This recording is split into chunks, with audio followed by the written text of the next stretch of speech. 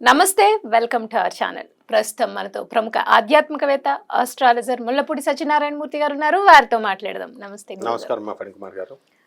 విశ్వవసు నామ సంవత్సరం అండి, కొత్త సంవత్సరం ఉగాది నుండి స్టార్ట్ అవుతుంది. సో ఎప్పుడు కూడా అయిపోయిన సంవత్సరం ఎప్పుడు మనం కష్ట నష్టాలు అన్ని అనుభవిస్తాం కాబట్టి రాబోయే సంవత్సరం మీద ఒక హోప్ ఉంటుంది. ఈ సంవత్సరం ఎలా ఉంటుంది అన్న క్యూరియాసిటీ ఉంటుంది ప్రతి ఒక్కళ్ళకి. సో అందుకని మనం విశ్వవసు నామ సంవత్సరంలో ఓవరాల్ గా ఎలా ఉంది, అన్ని రాసుల వారికి అందరికీ ఎలా ఉంది అనేది మాట్లాడుకుని దాంతో పాటుగా రాశి ఫలితాలు కూడా చేద్దామండి. ఫస్ట్ ఓవరాల్ గా మీరు అసలు ఎలా ఉందో చెప్పి తర్వాత మేషరాశి వారికి ఎలా ఉందో చెప్పండి గురుగారు. అలాగే విశ్వావసు నామ సంవత్సరం అంటే అందరికీ సంపదలనిచ్చే సంవత్సరం అని అర్థం. సూపర్. అసలు లాస్ట్ ఇయర్ 2024 సంవత్సరం అంటే క్రోధి నామ సంవత్సరం. అందరూ కోపతాపాలతో కోర్టులకి భార్యాభర్తలు గొడవలు జరిగినాయి. వాళ్ళందరూ ఇప్పుడు రీకన్సిలేషన్కి వచ్చేసి ఈ సంవత్సరంలో 50% ఆఫ్ ద పీపుల్, దంపతులు, కపుల్స్ వీళ్ళంతా కూడా కలిసిపోతారు. 50% ఆఫ్ ద సివిల్ కేసెస్ ఇవన్నీ కూడా ఎవరి పొలాలు వాళ్ళకి వచ్చేయడం, హాస్టల్ కోర్టులో కేసెస్ అయిపోవడం జరుగుతుంది. ఈ సంవత్సరం రాజు సూర్యుడు, మంత్రి చంద్రుడు. కాబట్టి ఇంకేం కావాలి మనకి? రాజు కరుణామయుడై ఉంటాడు. అంటే రవి ఇప్పుడు కూడా స్ట్రిక్ట్ గా ఉంటాడు కానీ లోపల చాలా కరుణ ఉంటుంది. అందువల్లనే ఆ సూర్యనారాయణమూర్తి సింహరాశి వాళ్ళు, వీళ్ళకి ఏంటంటే వాళ్ళని ఎదురించకూడదు మనం. అందువలన ఈ యొక్క సంవత్సరంలో మనము ఎలా ఉంటుంది అంటే రాజు మంచివాడై ఉన్నాడు, మంత్రి చంద్రుడై ఉన్నాడు కాబట్టి, మళ్ళీ సైన్యాధ్యక్షుడు రవి అయి ఉన్నాడు కాబట్టి మనం ఈ సంవత్సరం బ్రహ్మాండంగా ఉంటుంది. భూకంపాలు ఉండవు, అస్సలు ఉండవు. ఏదో చిన్నది ఏ మూలనో ఎప్పుడో వస్తాయి కానీ మేజర్ గా ఉండవు. వర్షాకాలం మనకు రాబోతుంది, పుష్కలమైన వర్షాలు వస్తాయి. ఎందువల్లంటే ఏమండి రవి గట్టిగా ఉన్నాడండి అందుకని రావేమో అండి అనుకుంటారు, కాదు. నెక్స్ట్ ఈ కోర్టు లావాదేవీలు కలిసిపోతారు, విద్యార్థులు తెగ చదువుతారు, విదేశాలకు వెళ్ళేటటువంటి వాళ్ళ సంఖ్య ట్రంప్ వచ్చాడని తగ్గుతుంది అనుకుంటున్నారు కదా, ఏమీ తగ్గదు, పెరుగుతుంది. ఇంకా వీసాలు కూడా వస్తాయి, విదేశ వలసలు ఎక్కువ జరుగుతాయి. అండ్ చేపల రొయ్యల చెరువులు బాగా పెడతారు జనం. ఇంతకుముందు చేపలు టపీమని చచ్చిపోయే రొయ్యలు, ఇప్పుడు అలాంటివి ఉండవు. నెక్స్ట్ రైతులు బ్రహ్మాండమైనటువంటి పంట చేస్తారు, కాస్ట్లీ గ్యాడ్జెట్స్ కొంటారు, ఖరీదైన వస్తువులు ఇళ్లల్లో. అయితే వైవాహిక జీవితాల దగ్గరికి వచ్చేసరికి దాంపత్యం మీద ప్రతి ఒక్కళ్ళు కూడా అసలు ఇది కలియుగం అంటే కామయుగం. ఎక్కువ రొమాన్స్ చేయాలి కానీ ఈ సంవత్సరం దంపతులంతా కూడా కెరీర్ మీద, ఉద్యోగాల మీద దృష్టి పెడతారు. దాంపత్యం తగ్గిపోతుంది. అందువలన సంతానోత్పత్తి తగ్గిపోతుంది ఈ సంవత్సరం, పిల్లల సంతానం మీద అంతా కూడా. అలాగే వృత్తి మీద ఎక్కువ కాన్సన్ట్రేషన్ చేస్తారు. రాజకీయ నాయకులకి కొత్త కొత్త పోస్టులు వస్తాయి, కొత్త కొత్త పార్టీలు పుడతాయి. అలాగే ఇప్పుడు సినీ ప్రముఖులు ఉన్నారు కదా, వీళ్ళంతా కూడా మంచి పేరు తెచ్చుకుంటారు, కొన్ని సినిమాలు హిట్ అవుతాయి, మీడియా రంగంలో అద్భుతాలు సృష్టిస్తారు. అండ్ Y2K వచ్చేసింది, ఇప్పుడు డీక్సీక్ ఇలాంటి సాఫ్ట్వేర్లు వచ్చేసినాయి. అందువలన మనకి ఫ్రీగా మనకి ఈ యొక్క ఆర్టిఫిషియల్ ఇంటెలిజెన్స్ లో మనం అద్భుతాలు సృష్టిస్తాం. అంటే ఫ్రీగా యాప్స్ రాగానే చూస్తారు, ఇంతకు ముందు మనం మినిమం సబ్స్క్రిప్షన్స్ పెట్టి చూడాలి. ఈ విధంగా మనకి అన్ని వర్గాల ప్రజలకి కూడా, ముఖ్యంగా లేబర్, కష్టాన్ని నమ్ముకున్నటువంటి వాళ్ళకి వాళ్ళ దానికి తగ్గట్టుగా సంపద వస్తుంది, ఫలితం వస్తుంది. అండ్ యాంకర్లు, సినిమా హీరోయిన్ లాగా వాళ్ళ యొక్క చార్మ్ పెరుగుతుంది. అండ్ ఈ సంవత్సరం అంతా కూడా డామినేషన్ అన్నమాట. అంటే ఎవరి వృత్తుల్లో వాళ్ళ డామినేషన్. అలాగే ఫ్యామిలీలో లేడీ డామినేషన్ ఎక్కువ అవుతుంది, మంత్రిత్వం చేస్తారు భార్యలు. ఇంతకుముందు పాపం భర్తలను ఎలా కంట్రోల్ చేసుకోవాలో తెలియక వాళ్ళు మామూలుగా డైరెక్ట్ అడుగుతారు. ఇప్పుడు ఏమంటారు, ఇప్పుడు చూడండి, ఇంతకుముందు ఎగ్జాంపుల్ చెప్తాను. ఒక పెళ్లి సంబంధం బాగాలేదనుకోండి, నచ్చలేదు, కట్నం అవతల తక్కువ ఇస్తున్నాడు, అందుకని వీళ్ళు ఏం చెప్తారు తెలుసా, డైరెక్ట్ ఏమండి మీరు కట్నం తక్కువ ఇస్తున్నారు అందుకు మీ సంబంధం మాకు వద్దు అని చెప్పరు.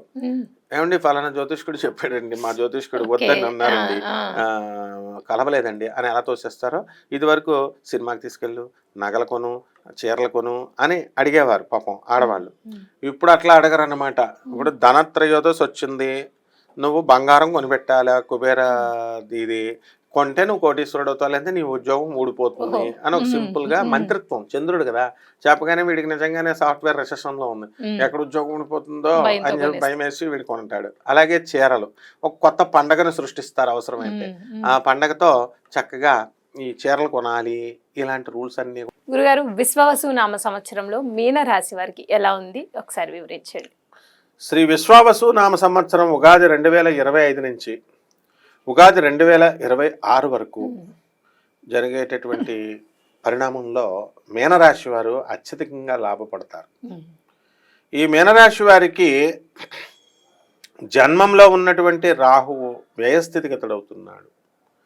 అలాగే కుంభరాశిలో ఉన్నటువంటి శని మీనరాశిలోకి జన్మంలోకి వస్తున్నాడు. అలాగే గురుడు మిథున రాశిలోకి వెళుతున్నాడు. కాబట్టి డబ్బుని లెక్క చేయరు వీళ్ళు మీనరాశి వాళ్ళు. భార్య పేరు చెప్తేనే హడిలిపోతూ ఉంటారు మీనరాశి వాళ్ళు. ఎందుకంటే సప్తమంలో కేతువు, అంటే భార్య వల్ల భయం కాదు పాపం. సప్తమ కేతువు ఏం చేస్తాడంటే భార్య ఆరోగ్యం పైన ప్రభావాన్ని చూపిస్తాడు. ఇంట్లో ఒక మూలం మూడిగా కూర్చుంటుందో వచ్చినప్పుడు పోనీ ఎప్పుడైనా మాట్లాడుతుందరా బాగుందరా అంటే అసలే జ్యోతిష్కులంతా కూడా సప్తమంలో ఉన్న కేతు అనారోగ్యం చేస్తాడంటే లపకా టపకా కొట్టుకుంటుంది. ఈమెను తీసుకెళ్తే కార్పొరేట్ హాస్పిటల్ జ్వరం వచ్చిందని చెప్తే 2 లక్షలు వేస్తున్నారు బిల్లని. ఆ విధంగా వృత్తి వ్యాపార ఉద్యోగ విషయాల్లో తిరుగు లేదు. బెట్టింగ్స్, షేర్స్ ఇటువంటి బిజినెస్ల్లో క్యాసినోస్ నెంబర్ 1 స్థానం మీనరాశి వాళ్ళకి. కానీ వీళ్ళ దగ్గర ఉన్న గొప్పతనం ఏంటంటే షేర్స్ అండ్ మార్కెటింగ్లో డూప్లికేట్ యాప్స్లో ఆర్డర్, అంటే తెలివితేటలు ఉంటాయి. గురుడు ఉన్నాడు కదా. ఎంజాయ్మెంట్, గర్ల్ ఫ్రెండ్స్, ఈ విధంగా ఈ సంవత్సరం అంతా కూడా ధూమ్ధాముగా వీళ్ళు ఖర్చు పెట్టేస్తారు. ఆల్రెడీ అలా ఖర్చు పెట్టేసినటువంటి అప్పులోళ్ళంతా కూడా ఈ సంవత్సరం క్రోధినామ సంవత్సరం అప్పులోళ్ళంతా కూడా ఈ విశ్వావసు నామ సంవత్సరం మీదకి వస్తున్నారు. కానీ మానసికంగా వెరీ స్ట్రెంథన్ అవుతారు వీళ్ళు.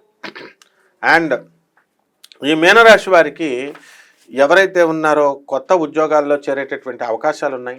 వీళ్ళు ఉద్యోగాల కోసం ప్రయత్నిస్తూ ఉంటారు, కొత్త ఉద్యోగాలు. అండ్ వీళ్ళంతా కూడా స్త్రీలు అత్తగారుల్ని మామగారుల్ని కూర్చోపెట్టి ఆడపడుచుల్ని హారతి సాయిబాబా అన్న టైపులో చాలా గౌరవంగా వీళ్ళని గౌరవిస్తారు.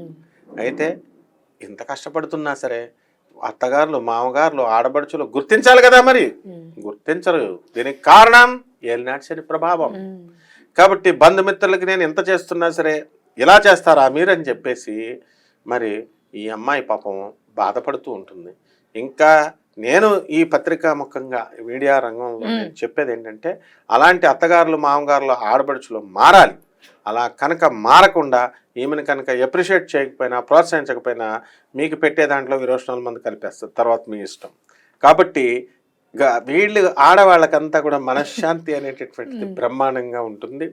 కాకపోతే ఈ సప్తమ కేతు జన్మంలో ఉన్నటువంటి రాహు వల్ల కన్ఫ్యూజన్లో ఉంటారు. అందువలన నేను ఈ అత్తగారుల మామగారులకి చెప్పేదన్నమాట. అలాగే జన్మంలో ఉన్నటువంటి రాహువు మనకి నమ్మకాన్ని కలగనివ్వడు, వాళ్ళ మీద వాళ్ళకి విశ్వాసం కోల్పోతారు.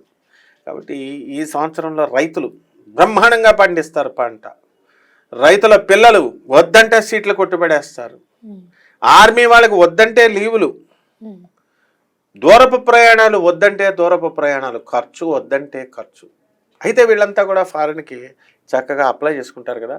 పాపం ఉన్న డబ్బంతా లాటరీలకి వాటికి ఖర్చు అయిపోతుంది కదా. ఆ డబ్బు మరి ఎవరు లేదంటే వాళ్ళ బంధువులు స్నేహితులు హెల్ప్ చేస్తారు వీళ్ళకి, హెల్పింగ్ నేచర్ కాబట్టి. నూతన వస్త్రాలు కొంటారు, నూతన బంగారాలు కొంటారు, తాకట్టు పెట్టేసిన బంగారాలు విడిపిస్తారు. ఇల్లు లేనటువంటి వాళ్ళు ఇల్లు కొంటారు, స్థలాలు లేనటువంటి వాళ్ళు స్థలాలు కొంటారు, జాబులు లేనటువంటి వాళ్ళకి జాబులు వస్తున్నాయి. ఇంకెందుకమ్మా కష్టాలు? ఎల్నాడ్సని అని భయపడాల్సినటువంటి అవసరం లేదు. భయపడుతున్నటువంటి వాళ్ళని బట్టి ఇది లేదు. నా శిష్యుడు ఒక మెసేజ్ పెట్టాడు నాకు, గురువుగారు మీనరాశిలో నా మరణం ఎప్పుడో చెప్పండి అంటే వాడు విసిగిపోయాడు పాపం. ఏమిటంటే పెళ్ళం బాధ అంట, పెళ్ళం బాధ. కాబట్టి ఎలా ఉంటుంది సింపుల్ గా ఈ మీనరాశి వాళ్ళది అంటే ABCD ఎలకల బాధ.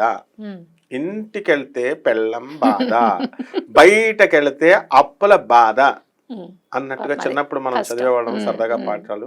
ఆ విధంగా ఈ యొక్క మీనరాశి వారికి ఉంటుంది. కాబట్టి వీళ్ళు జాగ్రత్తగా ముందుకు వెళ్తే చేపల రొయ్యల చెరువులు వాళ్ళు ఇవన్నీ కూడా పికప్ అయిపోతారమ్మా.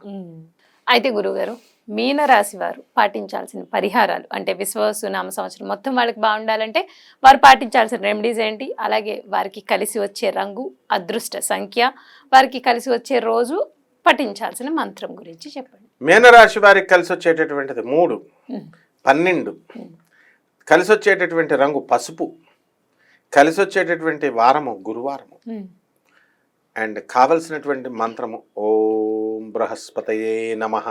అది ఆ తర్వాత సాంప్రదాయ జ్యోతిష ప్రకారము ఈ మీనరాశి వారికి రాహు జపం చేసుకోవాలా, రాహు స్తోత్రాలు చదువుకోవాలా, రాహు కిలంపావు మినిమం నావుపేట రంగు ఉన్నటువంటి వస్తువుల నుంచి ఉదయం 8 గంటలకి శనివారం నాడు దానం చేసుకోవాలి. అలాగే శని జపం చేసుకోవాలా, శని స్తోత్రాలు చదువుకోవాలా, శనికి కిలంపావు నల్ల నువ్వుల్ని నల్లని వస్త్రాన్ని ఇచ్చి పెద్ద బ్రాహ్మణులకి శనివారం నాడు ఉదయం 8:05కు దానం చేసుకోవాలి. తాంత్రిక జ్యోతిషం ప్రకారము దశ మహావిద్యల్లో ఒకటైనటువంటి మహాకాళి అమ్మవారి యొక్క మంత్రాన్ని ఇంట్లో జపం చేసుకోవాలి. వీలుంటే హోమం కూడా చేసుకోవచ్చు. అలాగే మర్రి చెట్టును వదలా అని చక్కగా మర్రి చెట్టు ఓడల్ని కోసుకొని తీసుకొచ్చి మహాకాళి అమ్మవారి యొక్క పాదాల దగ్గర పెట్టి అమ్మవారిని ఓం క్రీం మహాకాళ్యై నమః జై పతాళ భైరవి అంటూ అమ్మవారు భైరవి అమ్మవారి మంత్రాన్ని కానీ లేదా ఈ యొక్క మహాకాళి అమ్మవారికి కుంకుమార్చన చేసుకోవడం ద్వారా అత్యద్భుతమైనటువంటి ఫలితాలు లభిస్తాయి. అంతేకాదు నల్ల చీమలు ఉంటాయి, దానికి పంచదార పెట్టాలి. నల్ల చీమలు మహాలక్ష్మి. ఆ విధంగా పుట్ట ఉంటుందండి, ఆ పుట్ట మట్టిని వీళ్ళు రోజు బొట్టు పెట్టుకోవాలి. ఈ విధంగా చేసినట్లయితే బ్రహ్మాండంగా ఉంటుందమ్మా. రైట్ అండి. సో విశ్వవసు నామ సంవత్సరం మేషరాశి వారికి ఓవరాల్గా ఎలా ఉంది, అలాగే వారు పాటించాల్సిన పరిహారాలు ఏంటి, వారికి అదృష్ట సంఖ్య ఏ సంఖ్య కలిసి వస్తుంది, అలాగే వారికి అదృష్ట వర్ణం ఏంటి, అలాగే వారు పఠించాల్సిన మంత్రం గురించి చాలా చక్కగా వివరించారు గురుగారు. ధన్యవాదాలండి. ధన్యవాదాలు.